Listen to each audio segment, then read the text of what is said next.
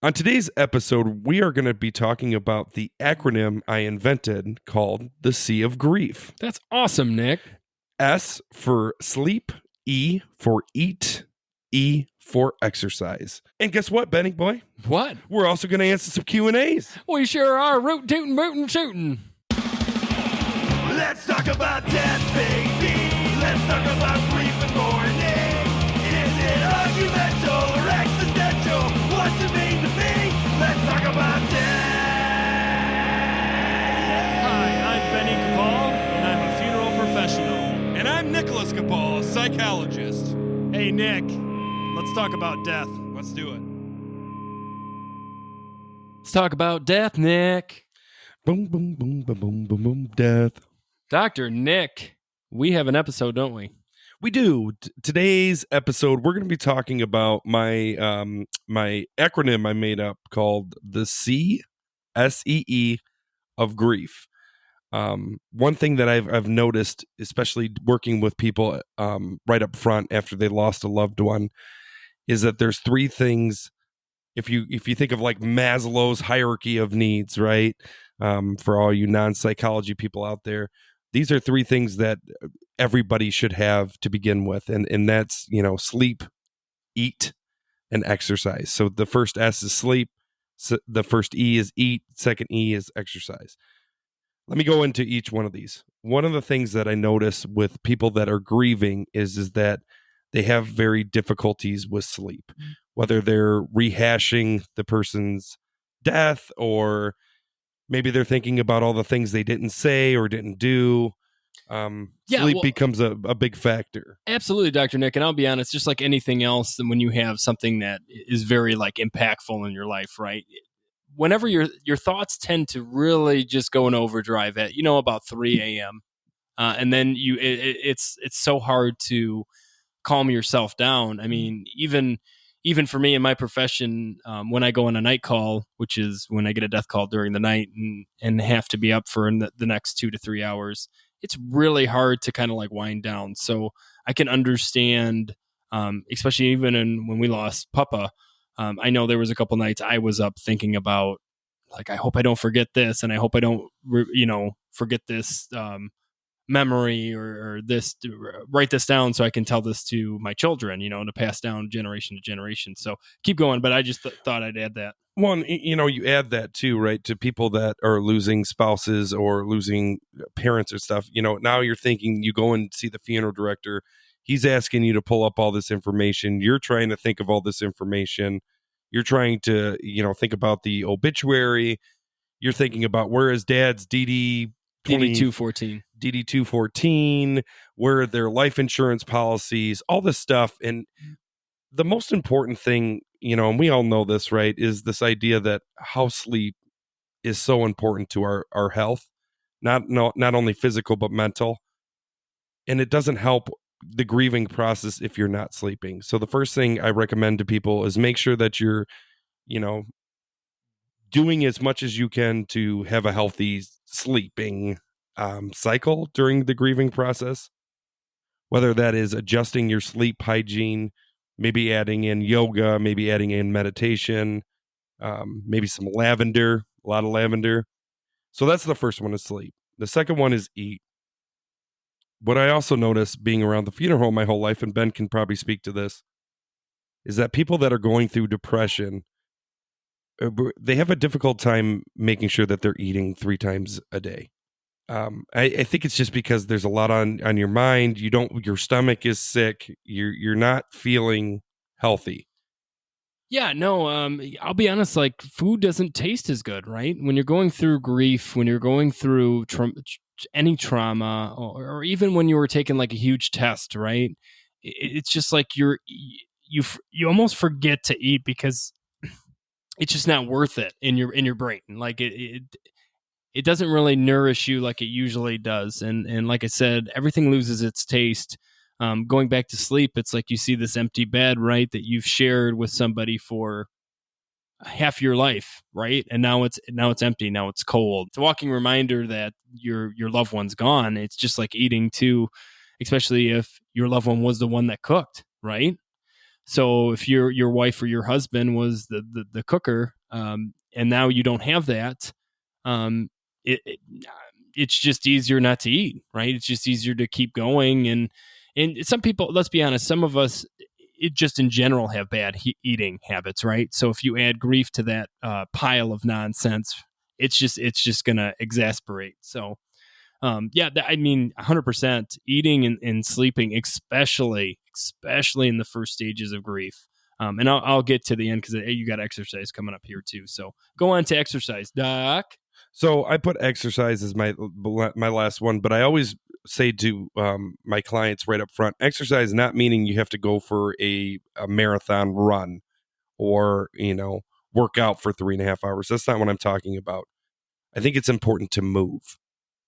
I think a lot of people who are going through grief feel like they are stuck and therefore they don't do anything. They just sit, stare out the window, and kind of, like I said, kind of rehash all the things that they didn't do, didn't say, how they could have changed this. Maybe they could have got their dad to the hospital sooner. Maybe they could have, recommended chemo earlier. All these things are hindsight is 2020. We did not know that information at the time that we made those decisions. So you're okay to forgive yourself because the reality is that with the information that you had, you made the best decisions at that time. Give yourself a break. Yeah, exercise is extremely important, and I 100% agree with you. It's not that they have to go start pumping irons in the garage or anything like that, but absolutely going up and going for a walk, right? Fresh air, like getting out of the stale house. Yet again, that's this memory, right? This like drape of grief is this house that you spent in or this place that you're residing in. But if you go out and you experience new people or even go grocery shopping, right? Just to get out, community, right? Doc Nick, I think we talk about this so much on this podcast. Community is so important, and just to be able to get out. But sometimes solidarity is great too, right? Walking and maybe bird watching, right? Get into bird watching.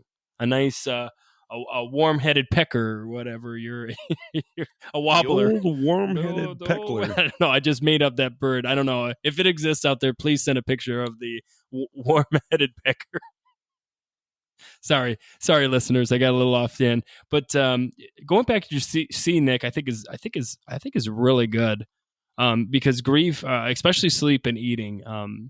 My dad has always trained me when we're talking to families, especially at the house, if it's a house call, and families have been vigiling, right? So they haven't been getting any sleep because they don't want to miss the opportunity to say goodbye, right? That's the idea. I always hear these stories.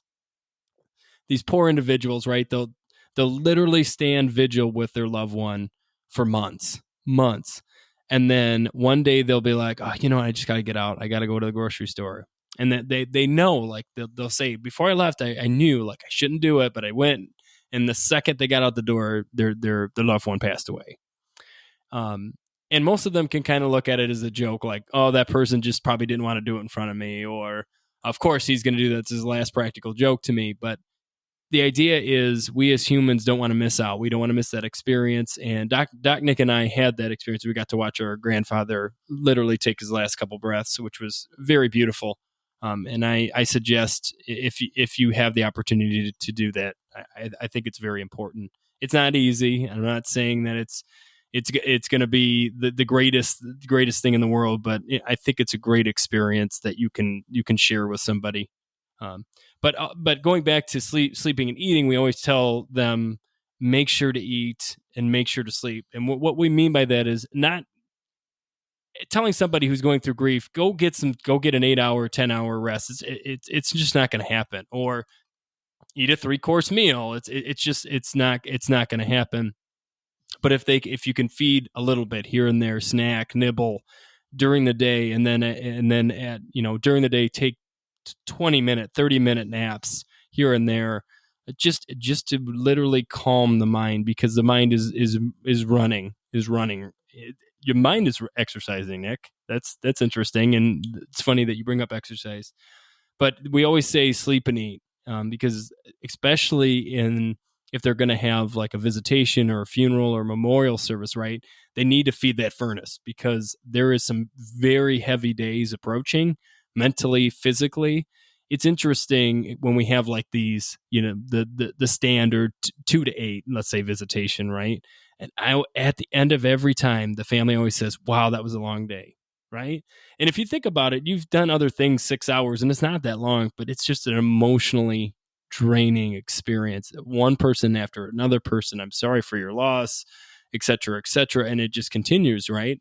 And it's a lot. It's absolutely a lot. So I absolutely, Nick, I think sleep is very important. Eating is very important, and exercising. And I like how you described it. I like how you went into that, explaining it. It's not like you got to jazzercise, right? Oh yeah, move it. Get out those long socks, baby girl. What is it? Leg warmers. Is people still wear those? So the other thing I like to tell people, like the reason why I came up with the acronym C is because I feel like grief is like very similar to an ocean. Sometimes you have the low tides and it's calm and it's pleasant, and then it's followed by the high tides, which is a little rocky. You got the waves coming in, crashing in, gets a little bit louder. And then of course you have the storms like a hurricane. And if you watch the ocean, right, it can go from all three within hours. So that's grief. Like you can't plan for it. It's going to happen how it happens. And you're just along for the ride. So be ready for the waves. Right. And you can reinforce your boat, right? You can reinforce your boat to have a more security when that wave hits, right? So that's taking care of yourself, eating right, getting enough exercise, and enough sleep. Sleep is so important. Sleep is so important. And we all do it. We all like, oh, we got too much to do. We can't give ourselves rest, but we are just not as good as human beings if we don't have that sleep. We just aren't. We were made to sleep, and that's the way it is. So, 3 little things, but they're huge, right? And it's easy. It's easier said than done. That's another thing too, right? You go up to these people and like, "So sorry you lost the love of your life for 50 years." And oh, by the way, just start eating, sleeping, exercising. I mean, it's an easy, and it isn't. And I want to just tell you, Doc Nick and I are not saying by any means this is an easy thing to do, but it's something important. And even if your loved one that's dealing with grief doesn't know it, you do, so you can help them get through that experience. Take that C on. Well, and if you think of sleep, eat, and exercise, if you were to be a psychologist like I am, you think about major depression. What are like huge symptoms of major depression? Sleep disturbances, eating disturbances, and lack of energy, lack of motivation, lack of concentration, right? All three main signs of major depression. I had someone ask me the other day, what is the difference between grief depression and depression? And I said, honestly, they are very similar, but you kind of can, when you're around it enough, like Ben and I are, the difference. It's not, I don't know how to explain it better than that. Grief depression is not major depression. It's different. But when you ask what are the exact opposite symptoms, or it's not like that. It's just how they present themselves. The symptoms themselves are different. Well, absolutely. And I think you've brought this up so many times. I think when it comes to, and please stop me, Dr. Nick, if I'm stepping on my own toes here, but when it comes to, you said grief depression? Is that That's what I'm calling it. I think it's going back to your thing on meaning, right? You lose meaning when you lose somebody, right? You lose a piece of yourself through that loss. And I think that depression stems from, well, what do I do now? What do I do now? And maybe for some, it's, I got nothing, it's easier for me to give up because I can't live without that person, or I can't live without that experience, or I can't live without that life preserver that was that person. So we're delving into another thing, grief, depression. We'll talk about that in another episode. But yeah, sleeping, eating, and exercising, and I like how it's an easy little package, right? See it. It's 2020, right? Or floating on the sea. And I'm not sure about that one. That was a stretch, Doc. That was a stretch. So yeah, I don't know. I mean, do you think one is more important than the other? Do you find that one sticks out more when you're dealing with clients, Doc? Well, I think sleep, especially in the first couple weeks of the the loss, is so important, especially for the family members, because they got to go to the funeral services, they got to see people. You're going to need sleep to talk to people. When you get frustrated or overwhelmed, you need sleep. Eat is just as important, because without eating, you're not going to have the energy, right? Yeah. And then exercise. To me, it's this idea of moving. I don't necessarily need physically moving, but even emotionally moving. Just if you catch yourself stuck in the same spot for too long, move. Right. If you don't use it, you lose it. Right. That's what they always say in the out there in the world of the specters in the world. But All it takes is 1 foot well, forward. and this is interesting too, because especially in grieving people, you see it all the time where they can't get out of bed. Right. So you would think sleep would be not the problem, but they're not getting sleep. They're not legitimately sleeping. Well, and that's the thing. That's kind of what I was explaining. Like depression and grief depression mimic a lot of the same symptoms. If you talk to someone who's majorly depressed, they are, and they're, dysthymic, if you will. They don't get out of bed. They literally sleep all day, but they don't sleep. Like if you talk to them, they will tell you they are exhausted, even if they slept 18 hours the past day. They're not really sleeping. They're not actually getting the REM. They're not actually like allowing themselves to completely detach, right? Because they have all these thoughts. They have all these anxieties. I don't know if I like the word allowing themselves, but okay, because that's saying that they have power over that, or they. Well, I'm just saying. I don't know if I like that terminology. I think that the problem is, if we're talking about clinical depression, we're talking about chemical imbalances, which is something you can't control. I mean, medication can help, and so can exercise, right? Well, exercise, the dopamine, yep. But I also think, why do you think, it's interesting. We know that depression runs in families. We know it's genetic. Right. So maybe they just don't have enough dopamine in their brains. Maybe their brains just don't develop it. You know what I mean? Anyways, besides the point, we're getting psychology. We're getting very clinical here. But I am saying that it is important. Make sure you get your son. In my therapy room, I have a happy lamp. Thanks to my wife, she bought it for me and told me that I needed to have that, and she was right. I mean, you just look so chipper today.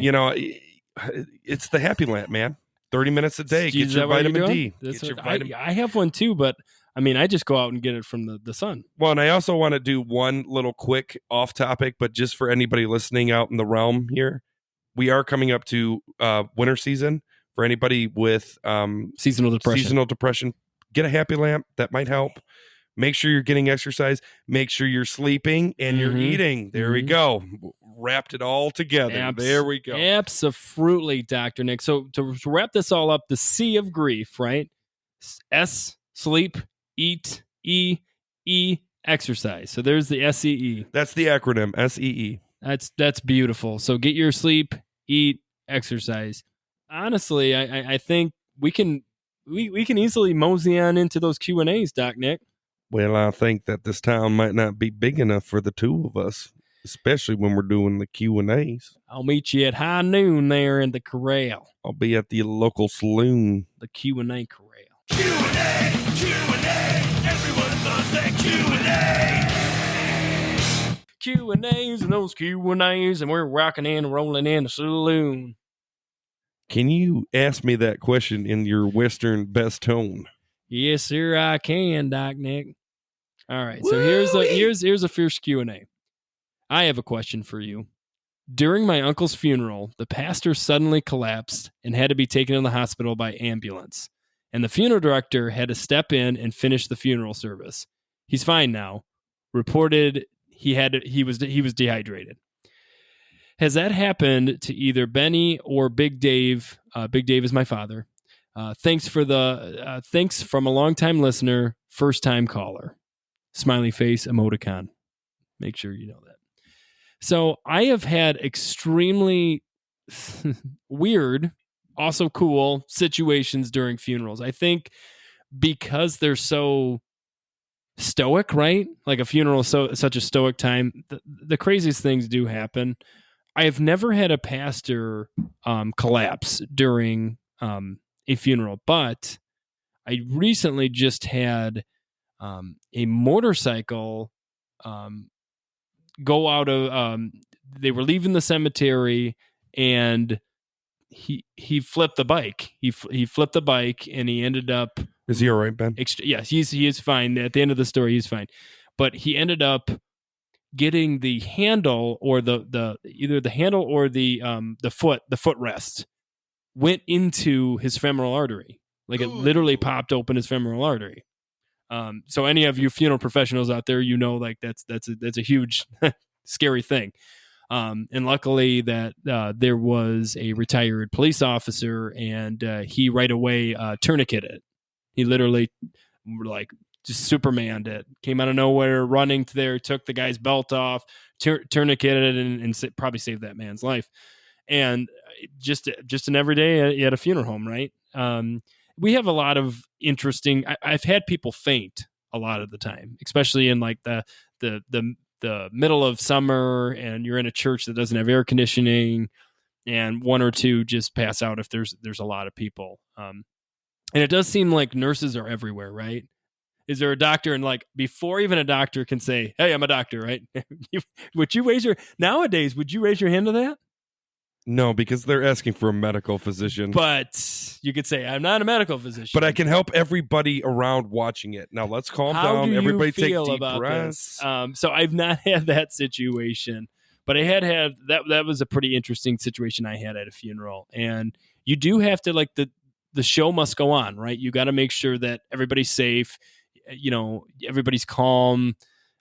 You let the paramedics do their thing, but you got a family now that wants to go to, the luncheon, but do we go to the luncheon? Do we wait? Do we not do that? And you as a funeral director have to kind of direct that. And that's an interesting scenario. But in that case, if that would happen, if a pastor went down, I'm sure Dad or I would just take over the mic without even hesitation.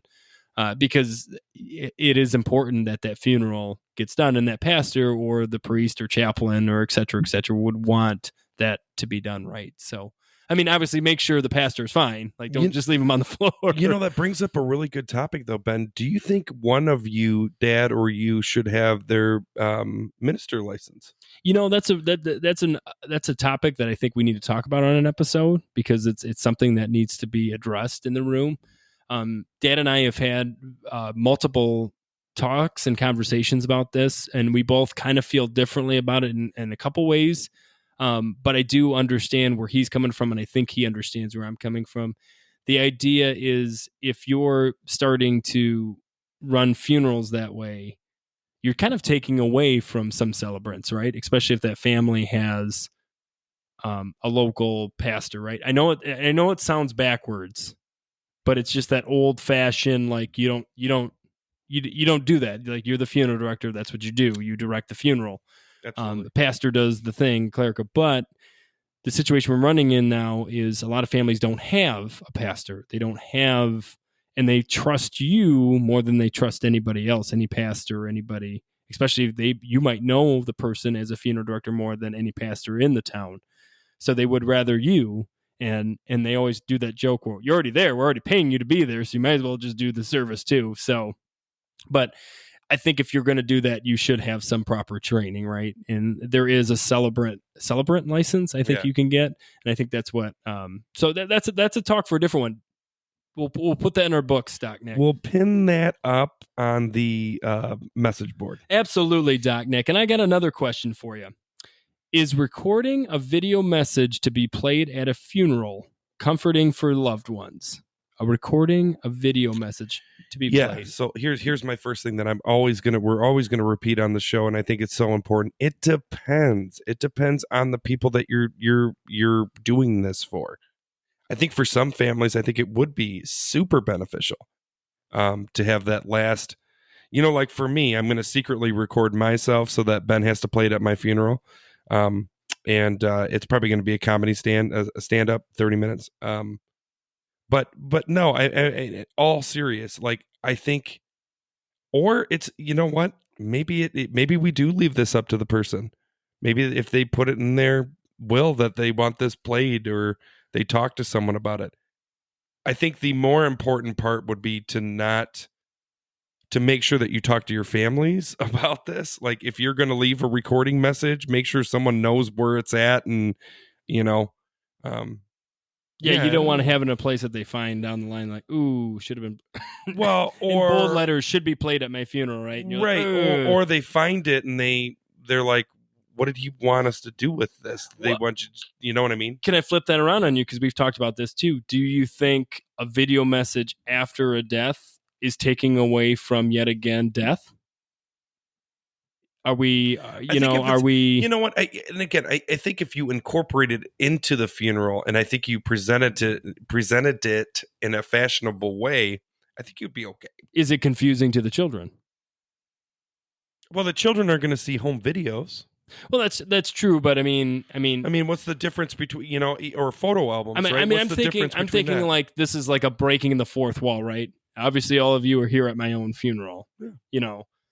I guess I don't know. I just, yet again, we talk about this all the time. Are we taking away? I haven't researched it, Ben. Yeah. To be honest with you. Well, because now they have the holograms, right? So we can even go a step further. So not only could you do your own message, but you could literally be walking in the funeral home, like shaking people's hand, maybe telling jokes, or the 3D video. You come out of the screen and scare them, like you're like, I just wanted to say boo, like. Well, and in the case of twins, could you just play me? I mean, I could pull off the acting. Could you just act me? I think could you pull off the acting? It would be very stuffy. I think people would take it the wrong way. They'd be like, Dr. Nick is way more attractive than who he's playing. Yeah, obviously. And I get it. I get it. I understand. You'd have to barrel it down. But I think I don't think there's anything wrong with it. I just think that it's important. Again, have these conversations. Talk about this stuff with your families.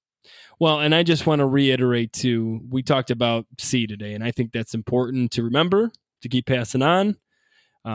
Make sure you sleep, make sure you eat, make sure you exercise. Get out there, get some fresh air, right? Get some vitamin D. We talked about that.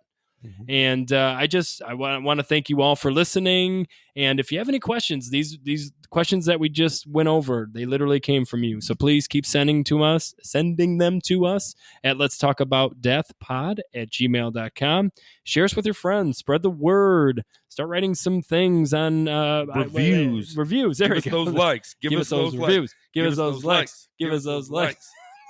Give us those likes. We're shaking our groove thing for you guys out there in the audience. We're exercising.